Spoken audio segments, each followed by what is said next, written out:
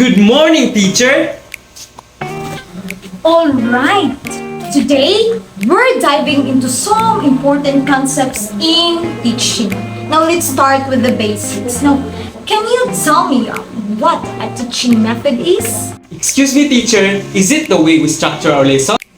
Exactly! Teaching methods are systematic ways to impart knowledge. They've evolved over centuries, beginning with oral recitation in ancient times. Now, over time, educators began to explore different methods based on theories like behaviorism, which focuses on observable behaviors, and constructivism, which emphasizes hands-on learning. That makes sense. So methods are like the framework we use. What about teaching approaches? Great question! Now, teaching approaches are a bit broader. They represent a teacher's overall philosophy about learning. For example, John Dewey, a prominent educational philosopher, advocated progressive education, which focuses on experiential learning, which is learning through experience rather than rote memorization. So it's like a guiding belief about how students learn best? Exactly, and those beliefs influence the teaching methods we choose. Now, let's talk about teaching techniques. What do you think those are? I think techniques are the specific actions or tactics we use in the classroom. For instance, when we have discussions or do role-playing, those are techniques, right?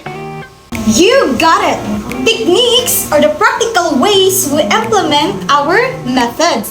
Now, they can vary widely depending on the lesson. For example, using questioning techniques can help assess understanding, while group discussions can encourage collaboration.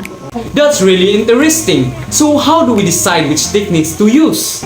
It often depends on the learning objectives and the needs of the students. This is where teaching strategies come into play. Strategies are broader plans that incorporate various methods and techniques to achieve specific learning goals.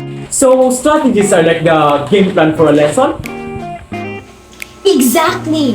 They are designed to meet diverse learning needs. For example, if you know some students learn better visually, you might incorporate visual aids into your strategy.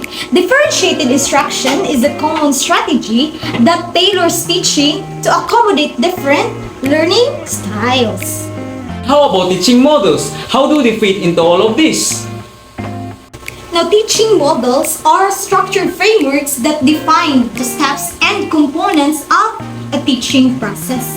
Now, they provide a blueprint for instruction. For instance, we have the 5E model, which is the engage, explore, explain, the elaborate, and the evaluate, which help the teachers to plan effective lessons by guiding them through each phase of learning.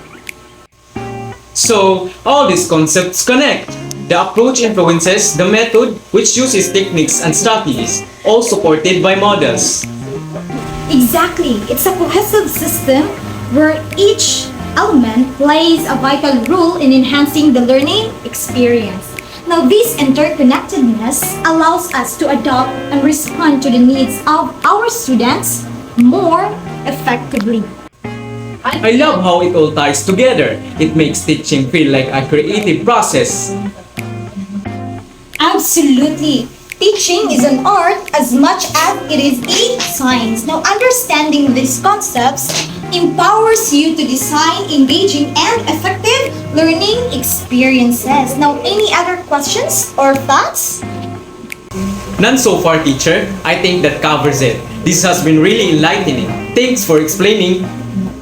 Oh, you're welcome. I'm glad you found it helpful. Now let's keep exploring these ideas as we continue our lessons for our next meeting. Since we're running out of time, so I guess that would be all. Thank you and goodbye. Thank you and goodbye, teacher.